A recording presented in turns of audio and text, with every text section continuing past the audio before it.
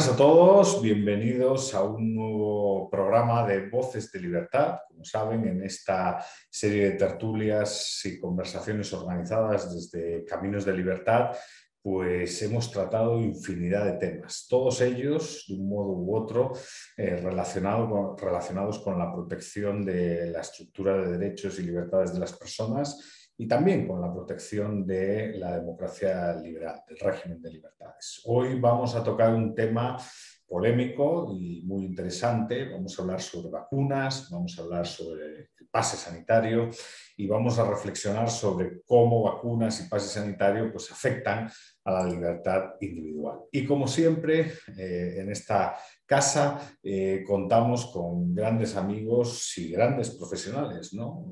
Obviamente tengo en la mesa pues, al doctor Ricardo Rojas, doctor en Historia Económica, profesor en distintas universidades y un prolífico autor, tanto en el ámbito de la novela como en el ámbito del ensayo político y de la investigación académica. También está con nosotros Silvia Mercado, que es doctora en Historia. Silvia, pues obviamente tiene una larga experiencia trabajando en favor de las ideas de la libertad, ha trabajado y trabaja para la Friedrich Naumann Foundation, tiene un rol muy importante en la Red Liberal de América Latina y durante varios años pues, ha dedicado su trabajo y sus acciones pues, a defender estas ideas de la libertad y a estudiar pues, tanto historia como filosofía.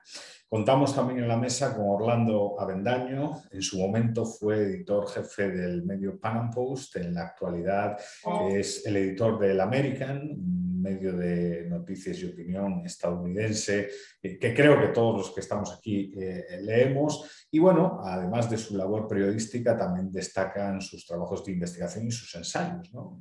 Me viene a la mente ese libro Días de sumisión que recomiendo a todo el mundo. Y contamos también en la mesa con Irving Gatell, ¿no? Mexicano, un profesional del mundo de la música, también con estudios de grado y posgrado en teología y una persona que se ha desempeñado tanto en la docencia como en conferencias nacionales e internacionales y por supuesto en el mundo de la música, ¿no? Con los cuatro reflexionaremos sobre el tema que he puesto sobre la mesa: vacunas, pase sanitario, libertad individual, y la metodología de las sesiones aquí en Caminos de Libertad pues es bien conocida, ¿no? Muchos de los componentes de la mesa pues ya han participado varias veces aquí. La idea es lanzar unas preguntas a la mesa, hacer una ronda de respuestas. Yo llevaré el cronómetro de esas respuestas y si la respuesta se alarga mucho, más de 6-7 minutos, pues permítanme que me convierta en un autoritario benevolente siempre, les haré gestos por la cámara y tal para que detecten que, bueno, que ya tienen que ir acabando. Y a raíz de eso, pues continuaremos durante la hora charlando sobre este interesante tema. La primera pregunta, pues yo creo que es una pregunta general, ¿no? Tiene que ser una pregunta de naturaleza general, ¿no? Y es ¿cómo ven la situación en este momento, ¿no? Es decir, en distintos países, pues se reflexiona sobre el cierre de fronteras, la regulación sanitaria parece haber pues, aumentado de forma dramática con esto de los pases, etcétera. Algunos ya hablan, me viene a la mente un profesor italiano que se llama Marco Gervasoni, que habla de la santocracia que vivimos en este momento. ¿Qué opinan sobre la situación general para ir aproximándonos al tema de discusión de hoy, ¿no? Y le paso la primera palabra pues, a don Irving Gatell, que es, creo, el nuevo en esta mesa, ¿no? O sea, el resto de una forma u otra han repetido, así que, don Irving, un gusto tenerlo aquí con nosotros, bienvenido y pues el tiempo es suyo. Gracias, Edu. Sí, efectivamente es la primera vez que estoy y estoy verdaderamente muy contento y agradecido con la invitación. Mira, han sido 2 años de lo más extraño, de lo más raros. O sea, por ahí dice alguna frase ancestral que una maldición es Dios te conceda ver tiempos interesantes. Lo que hemos vivido en estos 2 años fue algo tremendo, una pandemia, algo que no se había visto en un siglo desde la gripe española y pues cuyas consecuencias desde un principio se previeron que iban a ser complejas. Lo hemos visto. ¿Cómo le ha ido a cada país? Bueno, depende de cómo ha reaccionado. En países que lo hicieron muy bien, hay países que lo hicieron muy bien como Corea del Sur, como Nueva Zelanda. Claro, Nueva Zelanda tuvo una ventaja demográfica muy interesante, ¿no? De poca población muy repartida en un territorio extenso. Más complejo fue para Corea del Sur. Tuvimos en momentos también brillantes, digamos, actuaciones por parte de Israel, luego se les complicó. En fin, países que tuvieron que corregir la ruta, como lo fueron Suecia, como lo fueron Inglaterra, países que intentaron corregirla y no parece haberles dado mucho resultado, como los Estados Unidos, y pues países en donde de repente empezó de manera desastrosa, como Italia y España. México también pasó por situaciones así, Brasil también, en fin, hemos tenido de todo.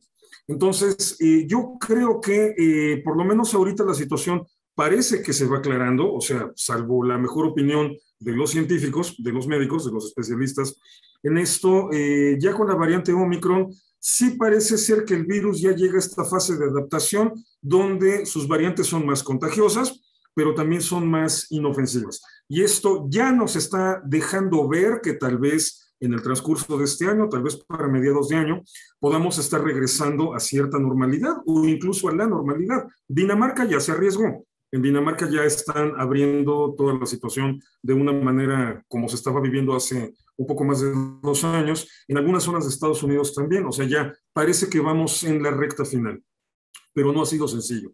Esto ha sido algo que tenía que provocar forzosamente crisis económica. O sea, una pandemia no es un evento cualquiera.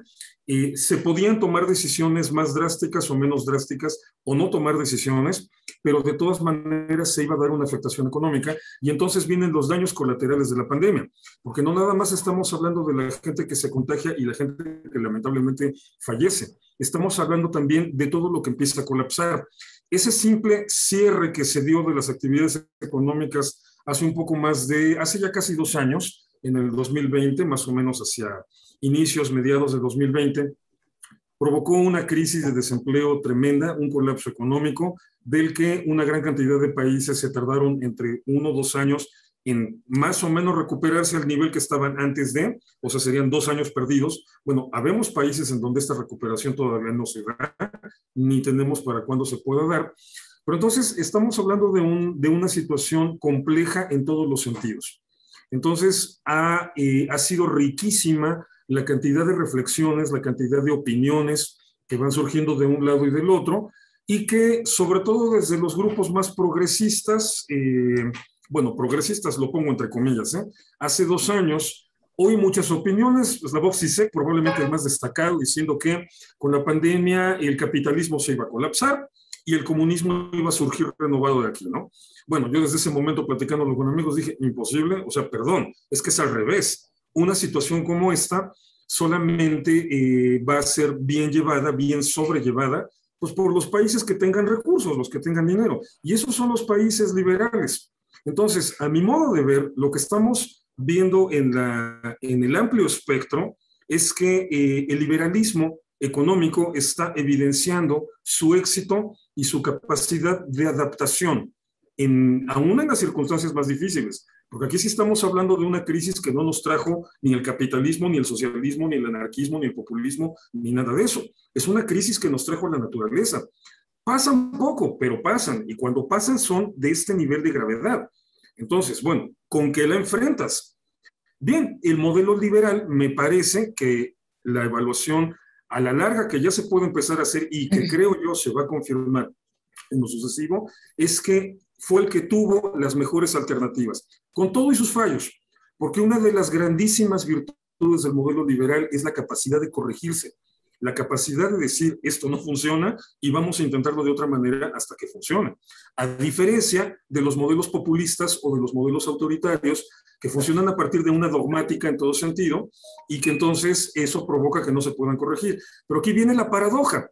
Este momento en que tenemos que discutir hasta dónde las medidas políticas, la política pública, sobre todo en materia de sanidad, puede interferir en el ámbito de las libertades individuales. ¿Qué tan liberal es que la ciencia o las políticas que se tratan de hacer, no siempre se logra, pero se tratan de hacer desde la ciencia, y la ciencia es la corona del pensamiento liberal?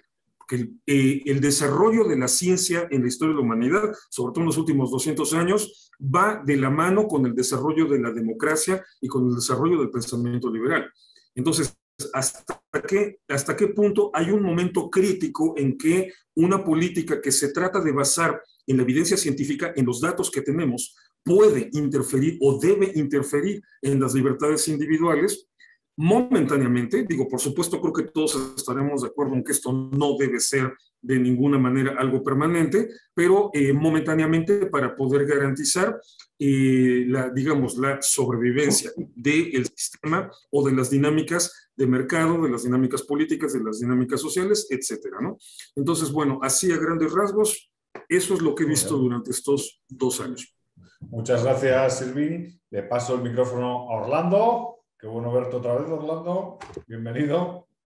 Igual, Eduardo, muchísimas gracias por la invitación. Es un placer volver a este espacio. Mira, bueno, Irving ha hecho una disección, creo que fantástica, en cuanto al balance de qué modelos han abordado mejor esta coyuntura que es completamente inusual, ¿no?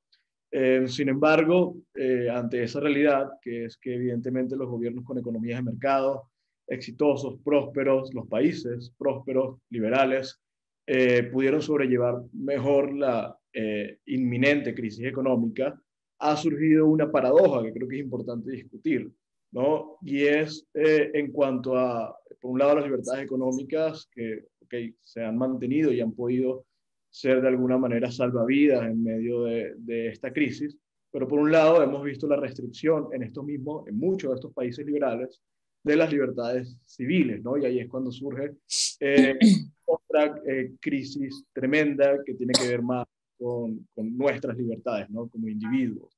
Hemos visto cómo países como, no sé, Canadá, Australia,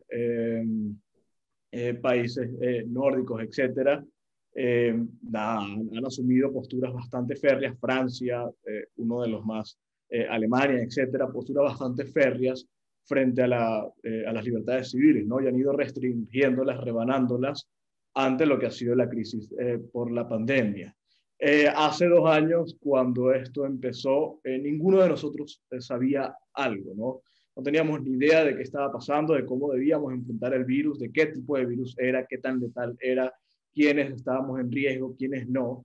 Y evidentemente nos plegamos de manera absoluta a lo que decían los expertos.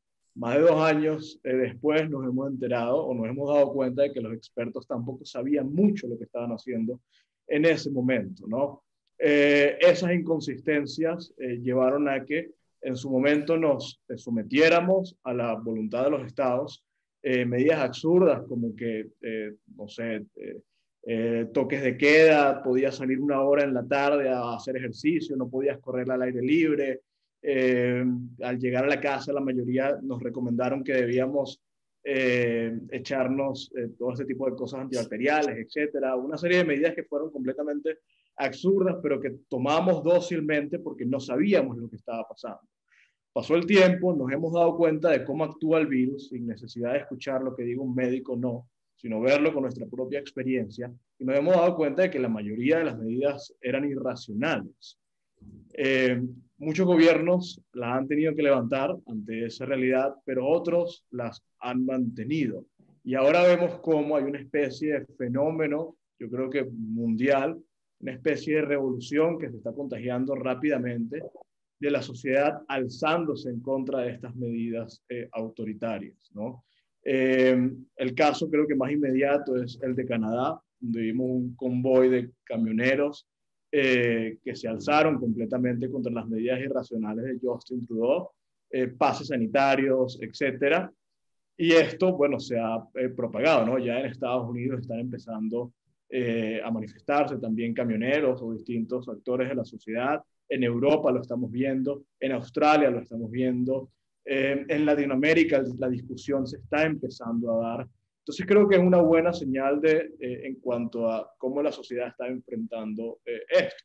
Algo que es importante, por ejemplo, en el caso de los camioneros de Canadá, que es importante mencionar, es que esto se ha tratado de caricaturizar y distorsionar y perfilar como una especie de movimiento antivacuna, anticiencia, violento, etcétera, y es completamente, está muy lejos de la realidad, ¿no? La mayoría de los, la mayoría de los canadienses están vacunados, y en cuanto a los camioneros, más del 90% de los camioneros en Canadá están vacunados, por lo tanto, no es un movimiento en contra de las vacunas, sino que es un movimiento a favor de la libertad.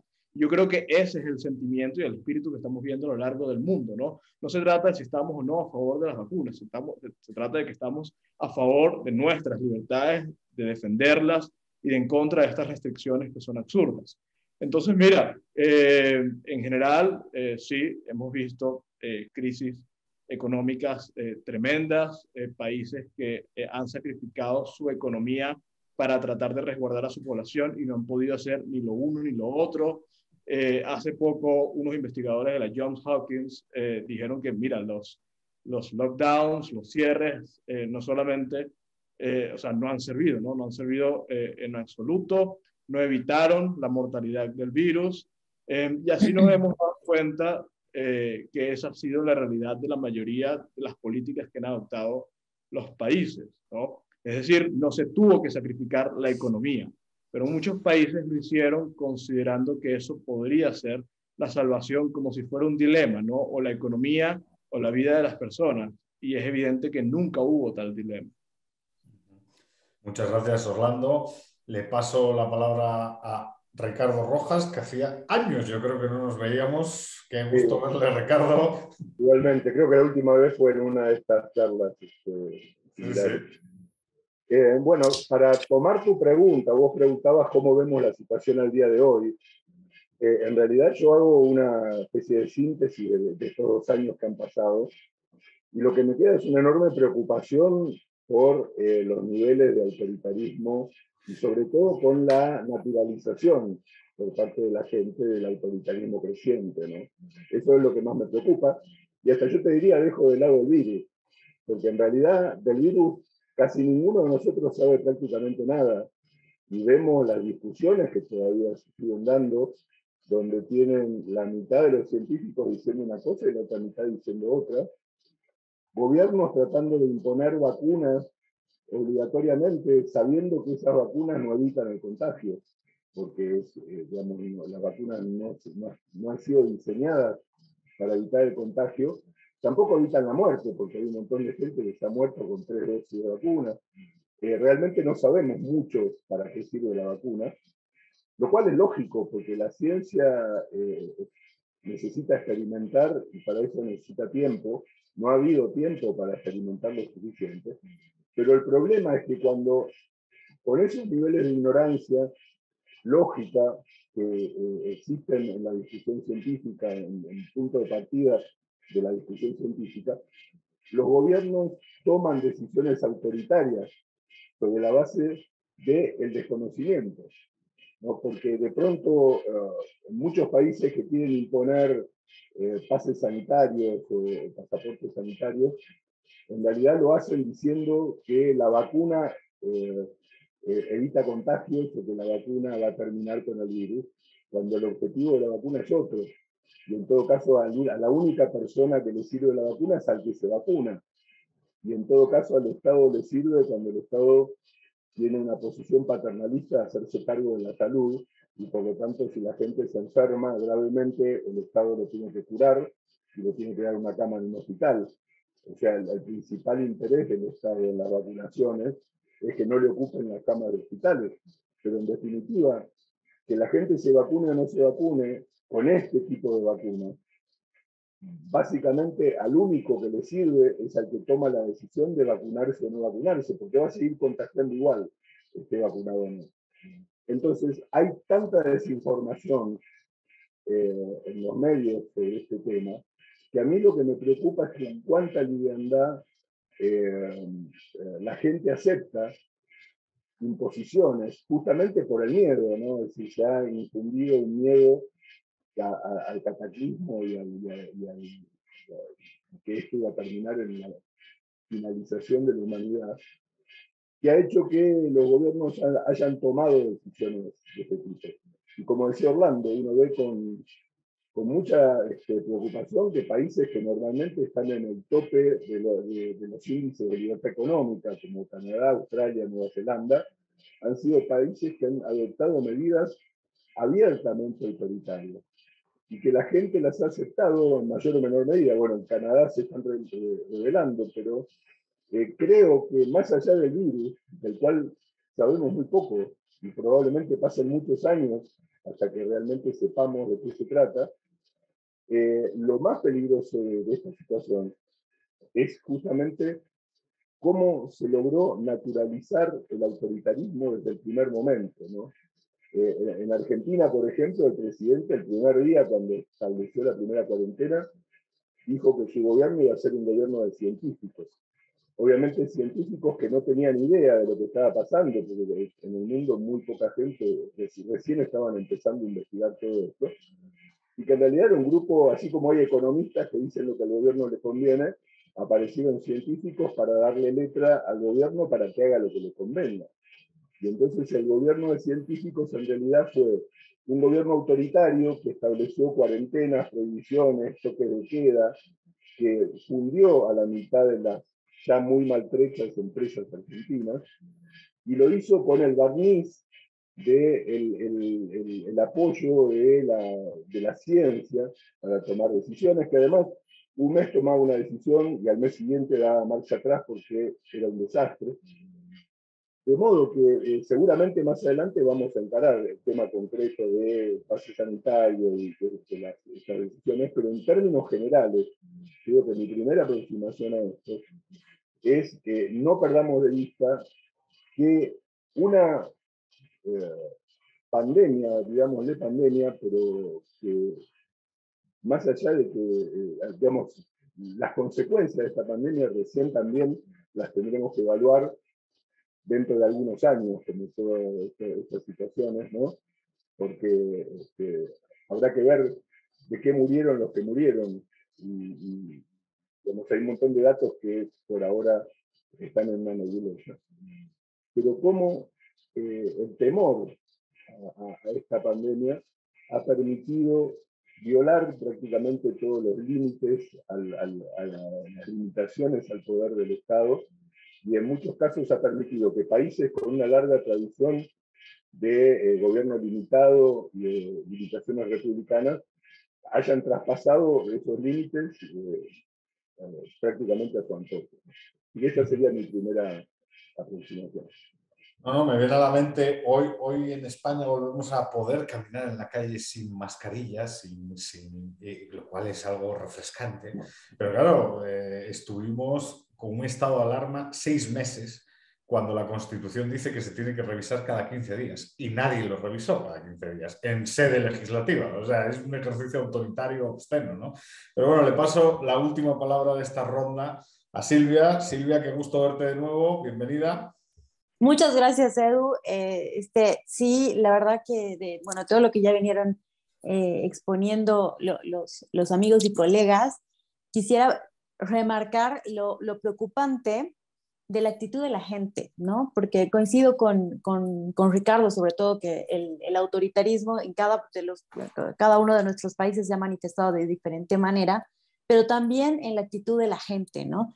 Es preocupante cómo en estos 2 años, o sea, ya ha habido un momento donde estábamos en el pleno de la incertidumbre. Creo que una de las primeras charlas que tuvimos acá con Caminos de la Libertad fue muy al principio.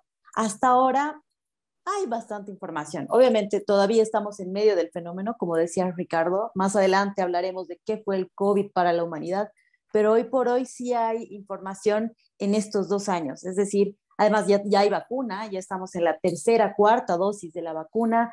Sabemos que el virus no es tan mortal como en principio estábamos manejando. Sabemos qué medidas pueden ser más efectivas que otras. Y sin embargo, la gente como que no recurre a esa experiencia y sigue enfrascada en un pánico notorio, ¿no? Y no tiene tanto que ver con los gobiernos. Por ejemplo, aquí en México no hemos tenido medidas tan restrictivas, pero la gente todavía es como muy intolerante ante ciertos temas. Lo puedes ver en redes y también lo puedes ver entre grupos familiares, entre amigos y tal. hay como una negación a escuchar a alguien que no quiera ponerse la vacuna, ¿no? Tal vez hablamos de eso un poco más adelante, pero te habla un poco de cómo está el clima hoy por hoy, a 2 años de que tenemos más información. Hemos de alguna manera ido superando el fenómeno, la pandemia como tal, pero la actitud de la gente todavía es como muy ríspida, todavía hay como demasiado pánico y eso es lo que más me preocupa. Sobre todo por esto que no terminamos de volver a la normalidad, no terminamos de reactivar las clases acá en México, no, en algunas universidades todavía se maneja esta modalidad híbrida y no estamos terminando de dar el paso, que creo que ya sería importante, sobre todo en países donde depende más de la sociedad que del gobierno. Entonces, en términos generales, mi preocupación es más esa, la que tiene que ver con la sociedad, porque ahí es donde vas viendo cuánto respeto hay por el derecho, por las libertades individuales, ¿no? Aquí es nosotros quienes debemos hacer defender nuestras libertades y no necesariamente ver si el gobierno nos las va a restringir o no. Y a pesar de ello, la gente todavía está como muy temerosa. Creo que eso es uno de los grandes daños. Estas campañas que te dicen, no te descuides, no te confíes.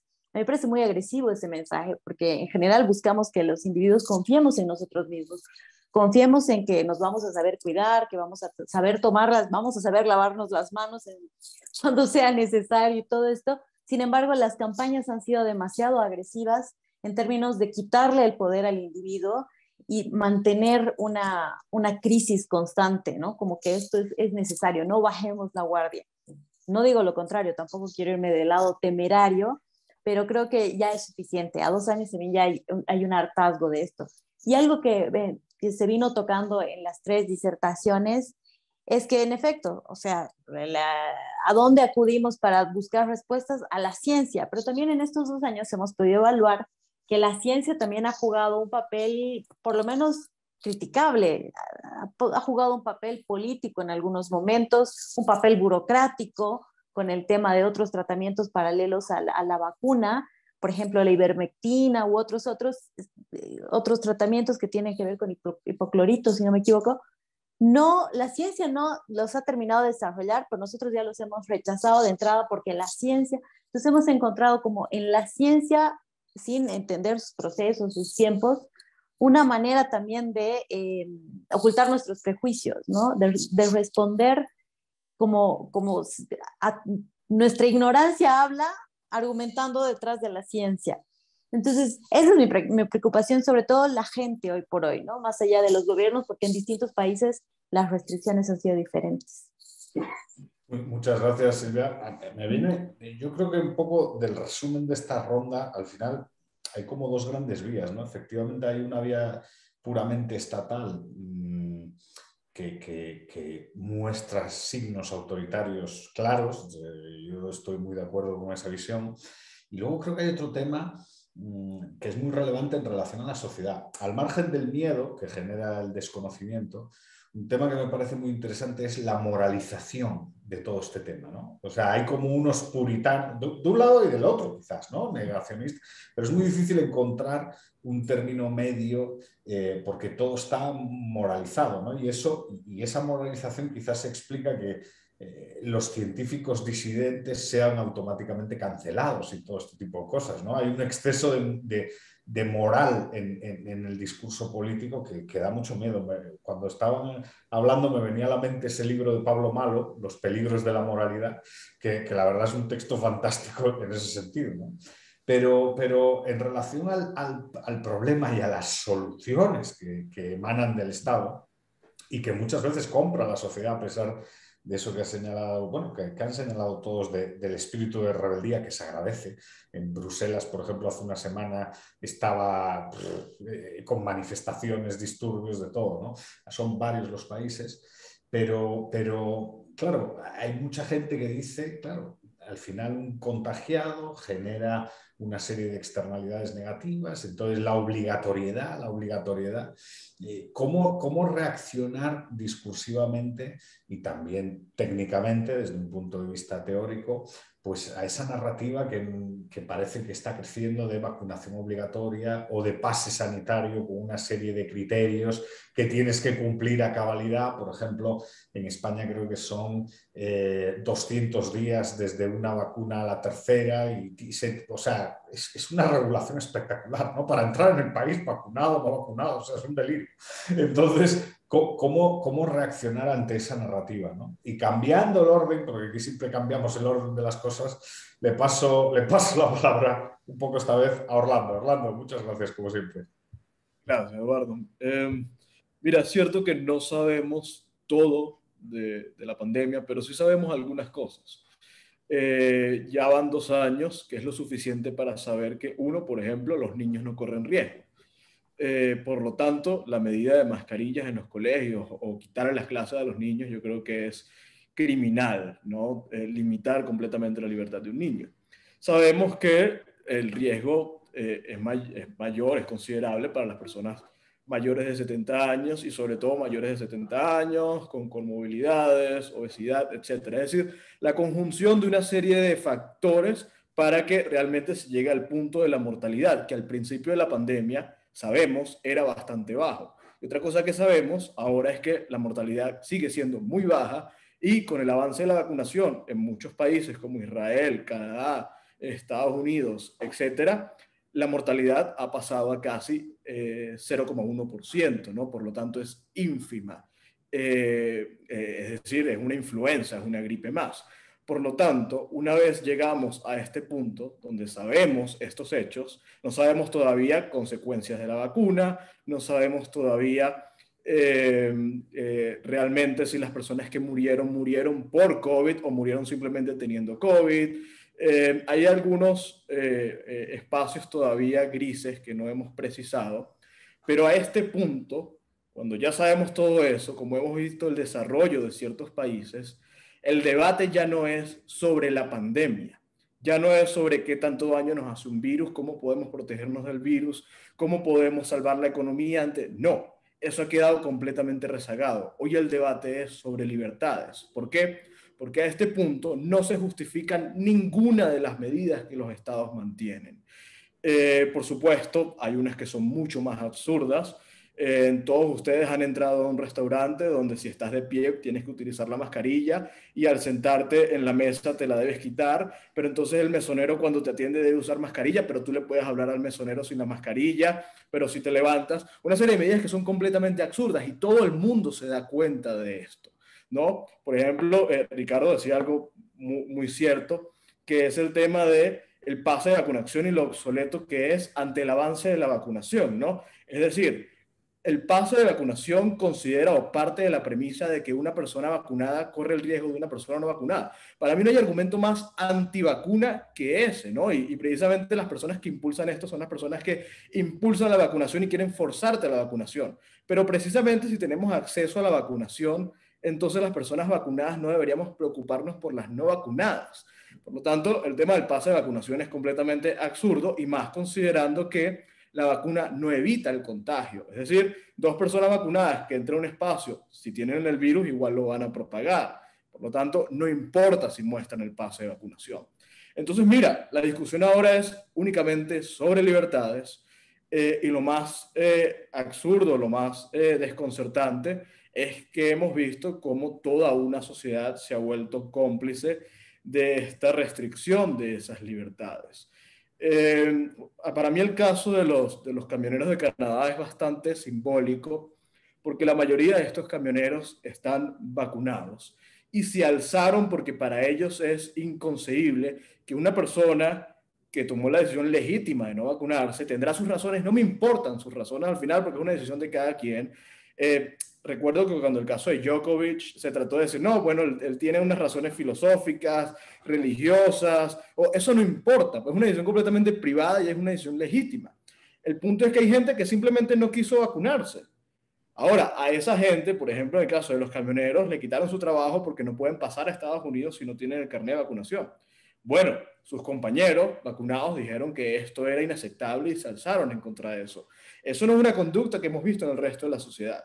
Yo he visto cómo grupos familiares entran a un restaurante y dejan a un lado al primo o al sobrino o lo que sea, porque no tiene el carnet de vacunación completo.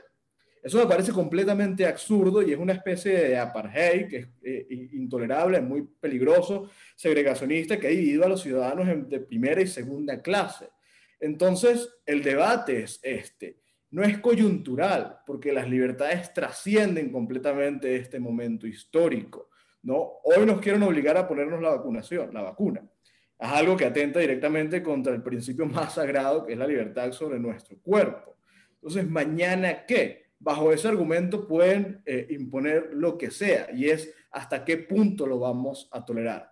Creo que estamos viendo buenos gestos que son esperanzadores en diferentes países, pero creo que todavía a nivel general la conducta, el comportamiento es completamente dócil, y no solamente dócil, sino que favorece la imposición de estas medidas.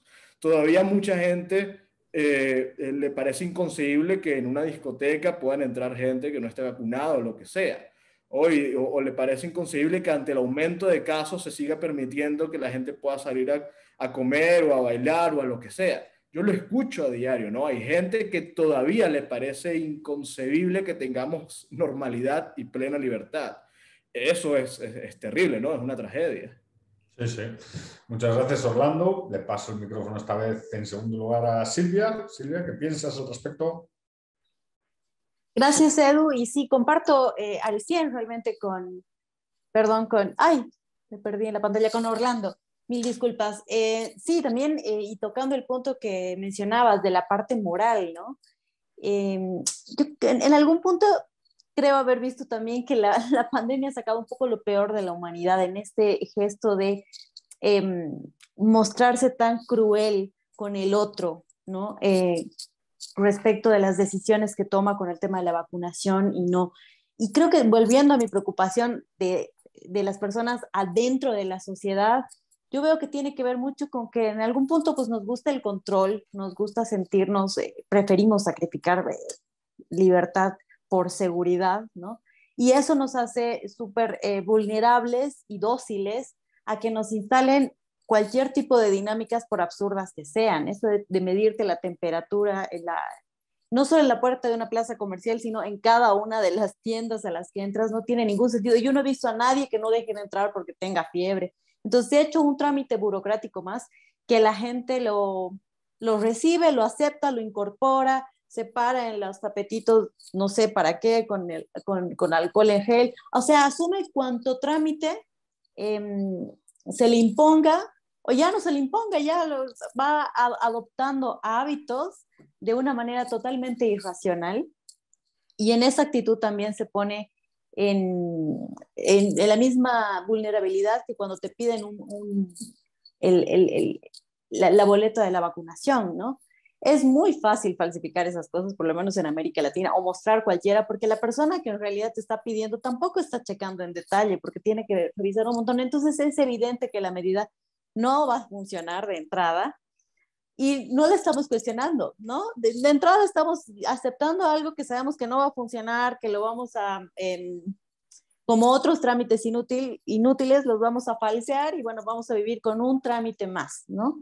Entonces, otra vez mi preocupación es que nos hemos puesto en un lugar muy vulnerable, muy cruel respecto a los otros, sobre todo con las personas que no se quieren vacunar. Vuelvo.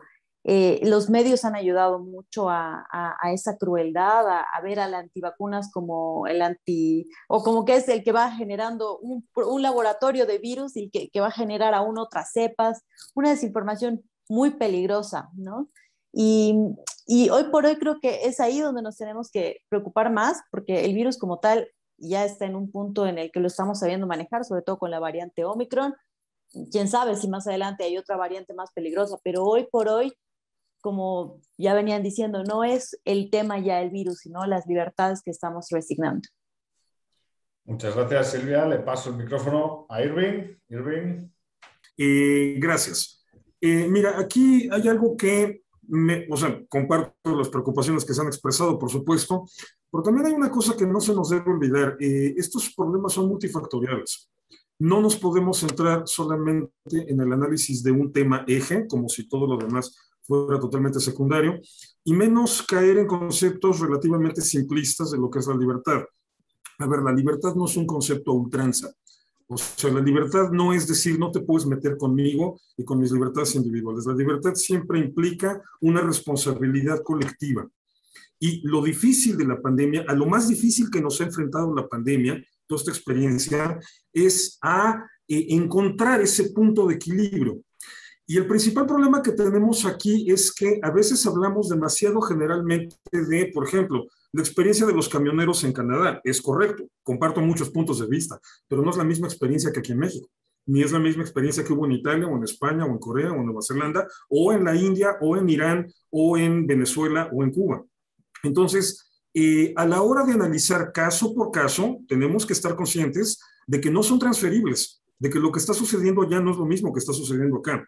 Yo, por ejemplo, desde mi experiencia en México, te diría que justamente una de las cosas más desastrosas por parte del gobierno de mi país fue precisamente una política totalmente incoherente, ya Silvia nos señaló algunos aspectos, y que generó una reacción caótica en la sociedad. O sea, una reacción donde es la sociedad la que por instinto propio, pareciera ser, toma sus propias medidas de autocensura y se caen en estos excesos. En México todavía tenemos a gente poniendo, ¿cómo se llama esto? Sanitizador en los transportes públicos o en las tiendas, algo que desde hace más de un año se sabe que no sirve. O tenemos gente poniendo sanitizante para pies, o sea, un tapete con agua para que te limpies ahí los pies, algo que no sirve. Y es correcto, pero bueno, ¿por qué la sociedad espontáneamente toma todo este tipo de medidas que no sirven o las conserva? Bueno, justo porque la política, estoy hablando del caso particular de México, la política del gobierno fue completamente desastrosa y permisiva, bajo la idea de que no había que meternos, o sea, no había que afectar la economía. Pues se terminó por afectar la economía, porque esta es otra cosa que también se nos olvida. No se puede simplemente no hacer nada. No se puede simplemente decirle a la gente, o sea, lo dejo a su propia decisión. Ya vimos con la experiencia de la pandemia que las políticas, no le voy a decir más liberales en este caso, sino más libertinas, provocan otro tipo de consecuencias. Ahorita, en el transcurso del último mes en México, hemos tenido una afectación de lo más extraña. Muchas empresas no están surtiendo producto en las tiendas. ¿Por qué? Porque no tienen personal. ¿Por qué? Porque está contagiado. Entonces, las afectaciones se van dando como fichas de dominó y no las podemos parar. Esa es una cosa que tenemos que ser honestos. No las podemos parar. Una pandemia es un fenómeno demasiado complejo y del que conocemos en realidad poco. Repito, la última pandemia la tuvimos entre 1914 y 1919, antes de que pudiera haber los sistemas modernos de medición y de análisis de datos. Entonces, bueno, sabemos realmente muy poco de esto. Ok, que la ciencia tuvo opiniones muy dispersas, muy disparejas y a veces hasta incoherentes en un principio, pues claro, así ha sido siempre la ciencia. Justamente lo valioso de la ciencia es que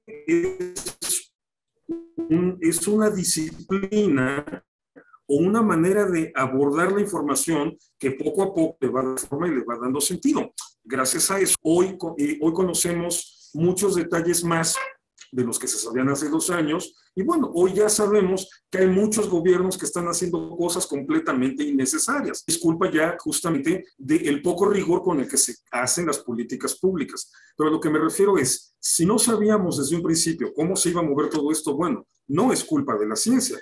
Y al contrario, la ciencia ha hecho su esfuerzo por aclarar los puntos. Ahora, ahí surgen varias preguntas que voy a retomar de lo que fue planteando Orlando, y que sí quiero señalar. Por ejemplo, los niños sí corren riesgo. Sí es un hecho sobradamente documentado que con la variante Omicron, que con las últimas variantes, los niños están más expuestos. Entonces, la tasa de contagio, de hospitalización y de mortalidad en los niños sí se incrementó. Por supuesto, no se incrementó de una manera desastrosa, aunque claro, eso habría que decírselo en esos términos a los papás de un niño que se murió y te retuercen el pescuezo, ¿no? Digamos, no se incrementó en proporciones catastróficas porque, bueno, esta variante llegó cuando ya había un antecedente de vacunación. La mortalidad no fue baja. Estamos hablando de que en todo el mundo tenemos un aproximado de 20 millones de muertos en exceso. Bueno, no necesitábamos más. Claro, no todos murieron de Omicron, es porque algo tuvo que ver. Y es que esa es otra cosa que hay que entender. Cuando se trata de una pandemia o de una epidemia, no se trata nada más de juzgar las muertes directas por la enfermedad, sino cuando se colapsan los sistemas hospitalarios, el problema de que no se pueda atender a otro tipo de enfermedades, y entonces estas son muertes indirectas por la pandemia. Ahora, yo entiendo que de repente sí es un problema que los gobiernos se ponen en ese plan todo rígido, todo autoritario, para intentar evitar que se le colapsen los sistemas de salud pública, pero esto en última instancia nos conviene a todos, porque si al gobierno se le saturan los sistemas hospitalarios, el sistema de salud pública, va a necesitar más dinero. ¿Y a quién se lo va a sacar? Se lo va a tener que sacar a nosotros, porque los gobiernos no generan dinero. Los que generamos la riqueza somos los ciudadanos. Entonces, otra vez, volvemos al punto. Es un fenómeno multifactorial en donde se tiene que analizar. Es como una catedral gótica, le quitas un arbotrante y se te empieza a caer todo. Entonces, no podemos nada más limitar al puro análisis de las libertades individuales. O sea, sería fabuloso que pudiéramos resolverlo así de fácil, pero desde mi muy perspectiva, y mira que soy un enamorado de las libertades individuales, un enemigo total del autoritarismo gubernamental, pero creo que tenemos que ser honestos y tenemos que ser conscientes de todo lo que entra en juego en este punto. Ahora, yo personalmente no creo que la evolución de la enfermedad, de la pandemia como tal, ya nos haya llevado al punto donde la discusión todavía ya nada más sea sobre la libertad, las libertades. No. Por lo menos en mi país se sigue contagiando cualquier cantidad de gente diario, se sigue muriendo, ayer se nos murieron más de 700 personas. La ciudad en donde yo vivo se ha muerto 1 de cada 87 personas. Es la peor ciudad del mundo en el manejo de la pandemia, cifra por cifra. México es el país donde más se nos ha muerto gente del personal de salud. Entonces, bueno, obviamente tengo que tomar en cuenta que yo estoy viendo la situación desde un lugar en donde esto se vivió de la manera más desastrosa posible. Tal vez por eso yo estoy un poco también más...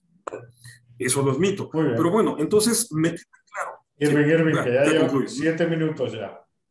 Cierra, ya, termino. Me queda claro que el reto más difícil de todos es encontrar ese punto de equilibrio, que no es fácil. Una cosa también me queda clara, los países liberales les urge regresar a esa cuestión de libertad plena, porque de eso vivimos, así es como funcionamos. Entonces, confío en que harán lo suficiente para regresar a eso, como en España, que ya les quitaron el barbijo, por lo menos. Por lo menos, un avance, es un avance, ¿no? Esto es Voces de Libertad. La idea es charlar y presentar puntos de vista diversos. Ricardo cierra esta ronda antes de la última, aunque ya estamos, pero bueno, va a ser corta la última, pero Ricardo, por favor. Sí, ya han dicho mucho de lo que yo pienso.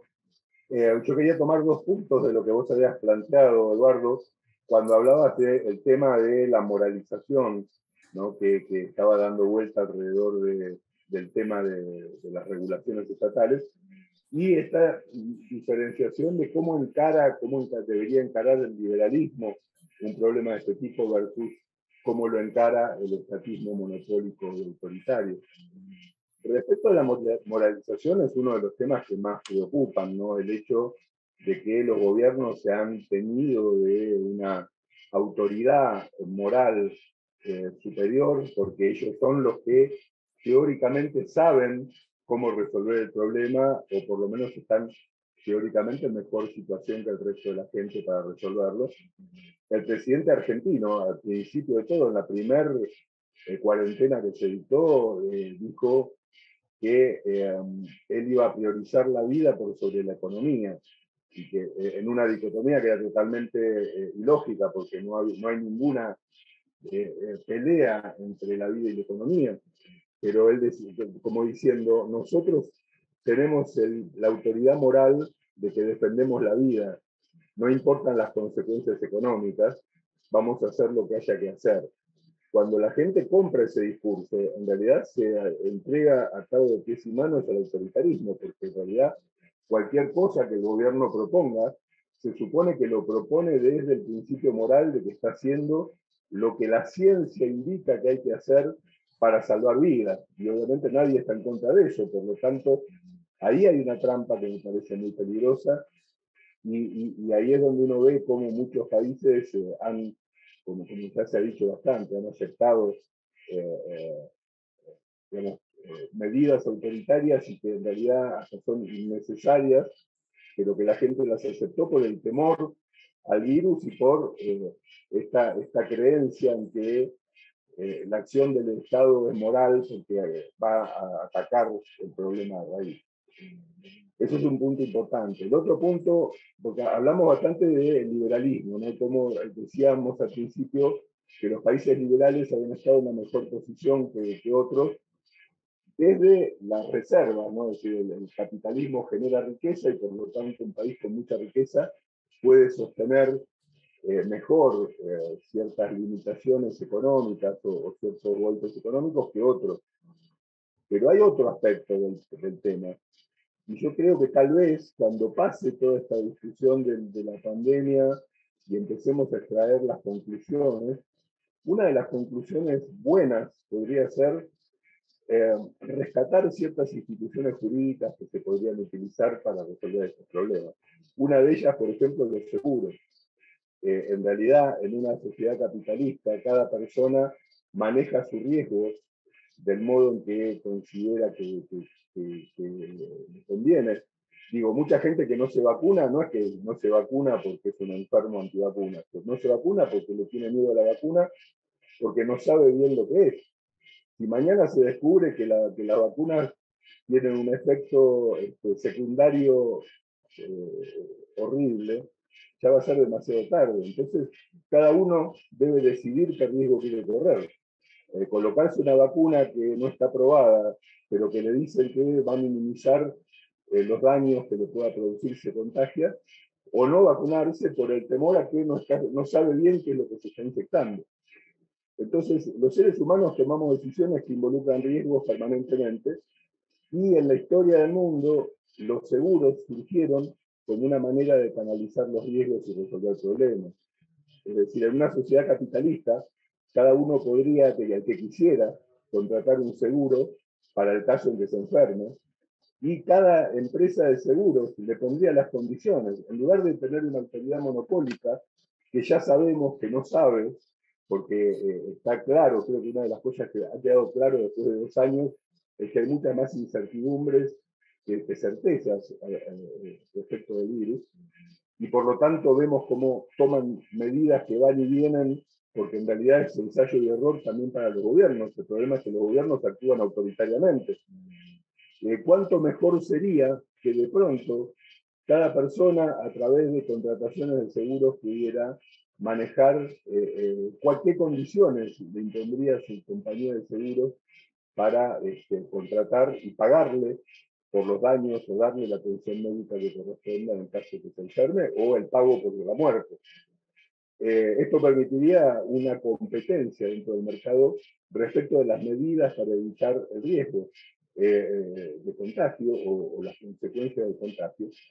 Y obviamente las compañías de seguros son las que mayor interés tendrían en tomar las medidas más eficientes para no tener que pagar por muertes y por enfermedades. En realidad, creo que la solución que hubiera tenido, si nosotros nos despertáramos un día, había un viejo programa en History Channel que se llamaba La Tierra sin humanos. ¿Se acuerdan? ¿Qué pasaría en el mundo si desaparecieran los seres humanos de un día para el otro? Yo a veces me imaginaba un programa que se llamara El Mundo sin Estado. ¿Qué pasaría en el mundo si de un día para el otro desapareciera el Estado? Los seres humanos tenemos miles de formas de solucionar problemas que no pasan por el monopolio estatal de la fuerza y de un puñado de mediocres que toman decisiones obligatorias con conocimiento relativo. Entonces, me parece que, desgraciadamente, como ha ocurrido en cada vez que ha habido una situación de este tipo, por ejemplo, después de las Torres Gemelas, lo que pasó con los viajes en avión, creo que el post-pandemia va a ser muchas regulaciones en muchos lugares que van a permanecer para siempre, pero sería bueno que desde el liberalismo se pudiera proponer la alternativa de que estas cosas se solucionan con más mercado, no con más autoritarismo. Y esa es posiblemente digamos, es la enseñanza que a mí me han dejado estos años también. Muchas gracias, Ricardo. Y nada, nos quedan 3 minutos, 5 minutos, pero no me gustaría cerrar. Hay unas conclusiones, ¿no? Entonces, la pregunta, pues aquí sí va dirigida a sus realidades, ¿no? ¿Cómo ven el futuro de la libertad en sus realidades, ¿no? Al final, Silvia decía que, bueno, que no había intervenido tanto el gobierno de México al final, pero ¿cómo ven el futuro de la libertad en sus distintas realidades nacionales o regionales, si alguien quiere, ¿no? Porque yo a nivel personal en España creo que para llegar a la nueva normalidad nos queda un montón todavía, porque el gobierno está aprovechando el miedo, la moralización, la incertidumbre para jugar, digamos, a meter regulación, ¿no? El presidente, nuestro insigne presidente, el otro día ha dicho que estaba muy orgulloso de haber pasado 50 leyes, ¿no? Entonces, le paso el micrófono esta vez a Silvia. Silvia. Gracias, Edu. Sí, pues bueno, yo veo la libertad indefensa ahora y a futuro, ¿no? Y veo que le estamos dejando cada vez, como sociedad, cada vez más, más sola. Entonces, bueno, dependerá de algunos pocos, pero quiero aprovechar cortito este cierre que das y hacer honor al nombre del programa, Voces de Libertad, para especular con los números. Aquí en México se habla mucho de que son más números. Bueno, también estamos los que pensamos que a lo mejor son menos y que sería muy conveniente para el gobierno decir, la mayor parte de la población en estos años se murió de COVID porque así oculta que hay muchas muertes por falta de otros medicamentos, que es un gran tema aquí en México, por falta de atención médica, pacientes con cáncer y todo eso. Y en otros países ya se ha revelado que los números también son inflados, ¿no? Porque mucha gente muere con COVID, no por otro tipo de enfermedades, pero no por el COVID en sí. Entonces, quisiera cuestionar eso y que en general empecemos a hablar de esto, ¿no? De que los números también se pueden estar inflando para el otro lado, porque eso puede ser muy conveniente precisamente para los estados. Muy bien, muchas gracias. Ricardo, últimas palabras sobre Argentina, que siempre todos hacemos bromas con Argentina, porque el Estado argentino es un delirio, ¿no? Pero ¿cómo ves el futuro? Para que se diviertan. Bueno, lo que tenemos en Argentina, a ver, yo soy bastante pesimista porque creo que cuando se pierden libertades es muy difícil volverlas a recuperar. Es como un león que provoca neumanas, ¿no? Después, la única forma de solucionar es matarlo, porque siempre ahora va a considerar que los humanos son potencial comida. En Argentina hace 2 años que el presidente gobierna por decreto, con la anuencia del Congreso, con la anuencia del Poder Judicial, nadie le cuestiona nada, y ha gobernado el país, incluso dictado normas inconstitucionales por decreto, y todo santificado por el problema del virus. Con lo cual la situación en Argentina es muy compleja y el miedo mío, con este cierre, es que la nueva normalidad sea la normalidad de que el gobierno pueda hacer lo que quiera. Y ese es el gran temor que yo tengo de cada futuro. Muchas gracias, Ricardo. Le paso el micro otra vez a Irving. Irving, conclusiones, 1 minuto. Gracias. Mira, esto que dices de que hacen ya chistes sobre Argentina, exijo que también los empiecen a hacer sobre México, por favor, porque también tenemos un gobierno de lo más surreal. Mi realidad en este permanente y lamentablemente no tiene nada que ver con lo de la pandemia, o sea, es por locura propia del gobierno que tenemos. Mi perspectiva para México no es nada optimista para estos 3 años. Creo que en términos generales en el mundo liberal, en los países donde mejor está consolidado el modelo liberal, hay buenas expectativas porque el modelo liberal ya no funciona, o sea, no puedes ir hacia atrás. Si regresas al autoritarismo, el país se te empieza a desmoronar. Entonces creo que son sociedades, este es nuestro reto como sociedad, a exigirle a nuestros gobiernos que se vaya reforzando otra vez el mercado, porque al final de cuentas gira alrededor de eso, ¿no? Entonces, ¿cuál es la diferencia? Me encantó esa pregunta que planteó Ricardo. ¿Cuál es la diferencia en cómo aborda una sociedad liberal y una sociedad estatista este problema? Yo lo diría así, la sociedad liberal lo aborda corrigiéndose, la estatista lo aborda dogmáticamente, y eso es lo que hay que evitar. Muchas gracias. No, claro, yo adoro Argentina, pero es que el gobierno argentino sí merece muchos chistes. Yo adoro Argentina y a los argentinos, que tengo grandes amigos. Todavía hablé el otro día con Pablo Guido. Me decía, esto es un delirio. Estaba indignado. Estaba indignado. Y cierra la mesa Orlando con sus conclusiones. Orlando, muchas gracias. Gracias, Eduardo. Yo me quiero hacer eco de las palabras de Ricardo. Creo que le debemos apostar a la responsabilidad individual. Creo que el riesgo de permitir el avance de medidas que son restrictivas y que van rebanando las libertades es muy grande, no solamente hoy por la coyuntura, porque como decía Irving, quizás se pudieran justificar, sino a largo plazo, ¿no? Las libertades cuando se pierden, los latinoamericanos sabemos mucho de esto, no suelen regresar. Yo quiero insistir en algo para terminar. Yo creo que el tema hoy sí es sobre libertades, ya no es sobre la pandemia. Mencionaba el caso, por ejemplo, de los niños. Es falso que los niños están muriendo más, ¿no? En agosto del año pasado, por ejemplo, con comparación al 2020, murieron 40 niños con COVID, de más de 32.000 niños contagiados. Hablamos de una tasa de mortalidad de 0,13%, sin saber cada caso individual, ¿no? Probablemente niños con obesidad, etcétera. Entonces, así lo podemos llevar a todo. Están aumentando los contagios, evidentemente, y eso ha llevado a los países a retomar medidas restrictivas, ¿no? Por ejemplo, en Israel hubo un pico inmensísimo de contagios considerando el avance de la vacunación, y eso justificó que cerraran las fronteras nuevamente. Me parece desproporcionado. Obviamente los contagios van a aumentar. Yo luego de que me vacuné me contagié 2 veces. Eso no quiere decir que corría el riesgo de morir. Creo que no se puede hablar de las cifras del aumento de contagios sin acompañarla con la de la tasa de mortalidad. Y la verdad es que la tasa de mortalidad se ha reducido drásticamente, por lo tanto no se justifica ninguna medida autoritaria hoy. La discusión es sobre las libertades. Bueno, pues con estas ideas, todas sugerentes, pues cerramos el programa el día de hoy. Muchas gracias a todos por estar ahí. Gracias a los que nos ven, porque esto sigue funcionando porque alguien nos ve. Y gracias a Berta, que es la directora de la orquesta y que siempre pues, está ahí ideando nuevos programas, ¿no? Gracias a todos y hasta la próxima.